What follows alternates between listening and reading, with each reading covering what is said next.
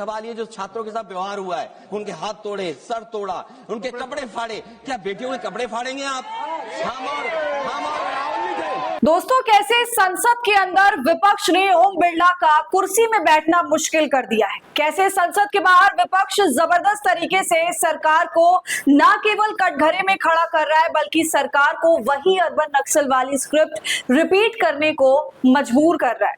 दोस्तों, 11 बजे संसद की कार्रवाई शुरू हुई, लेकिन मात्र 2 मिनट में, केवल 2 मिनट में संसद की कार्रवाई को स्थगित करना पड़ गया ओम बिरला को। पूरा मामला क्या है, छात्रों के प्रदर्शन में कैसे सड़क से लेकर संसद तक आग लगी हुई है, इसकी चर्चा करेंगे। कैसे आज भावुक हो गए अखिलेश यादव सदन के अंदर, आपको मैं दिखाऊंगी, तो आप कहीं मत जाइएगा, वीडियो को पूरा देखिएगा। नमस्कार, आदाब, आप देख रहे हैं खबर अड्डा और मैं हूं आपके साथ सुम्बुलीरम।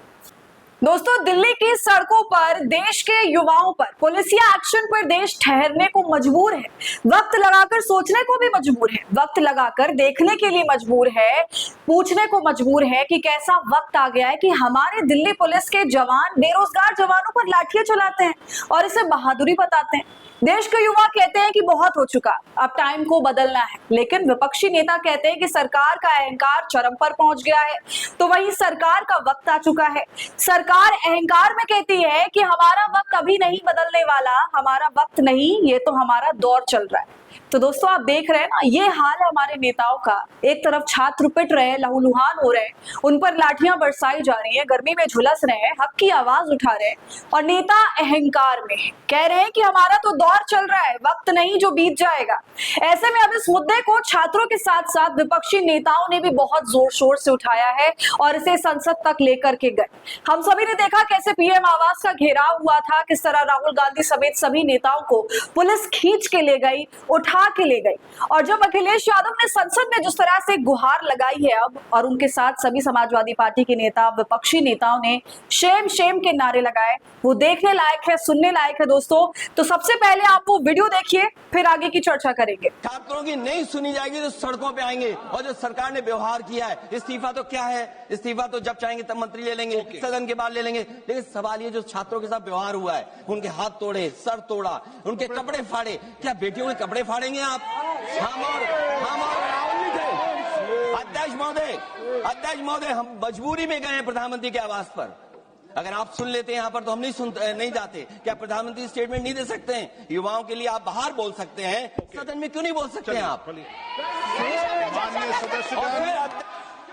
देखा आपने दोस्तों, हालांकि यहाँ पर विपक्ष बस चर्चा की मांग कर रहा था, लेकिन ओम बिरला कह रहे थे कि भाई क्वेश्चन आवर चलना चाहिए, उसके बाद हम चर्चा के लिए तैयार हैं, सरकार चर्चा के लिए तैयार है। 12 बजे सदन एक बार फिर से शुरू हुआ, लेकिन एक बड़ा दोस्तों अजीबोगरीब माहौल देखने के लिए मिला। सरकार कह रही है हम तो बहस कराने को तैयार हैं, आप बताइए बहस कब करेंगे। लेकिन विपक्ष के लोगों ने क्लियर स्टैंड लिया कि हम तो बहस करेंगे ही, पहले ये बताइए कि आप प्रधान का इस्तीफा कब लेंगे। धर्मेंद्र प्रधान का इस्तीफा आपको लेना पड़ेगा।